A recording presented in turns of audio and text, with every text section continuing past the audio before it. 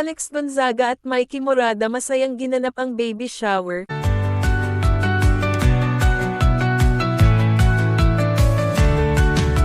Labis ang kasiyahan ng mag-asawang Alex Gonzaga at Mikey Morada dahil sa wakas ay magkakaroon na sila ng pinapangarap na anak.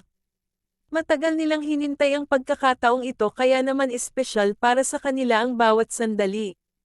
Bilang pagdiriwang, isang masayang baby shower ang inihanda para sa kanilang lumalaking pamilya. Dinaluhan ito ng kanilang mga malalapit na kaibigan at mga mahal sa buhay. Punong-puno ng saya, tawanan, at pagbabahagi na ng masasayang kwento ang nasabing okasyon. Dumalo rin ang kanyang mga magulang na sina Pinty Gonzaga at Banoy Gonzaga, upang ipakita ang buong suporta sa kanila. Makikita sa kanilang mga ngiti ang labis na pananabik sa pagdating ng bagong miyembro ng pamilya.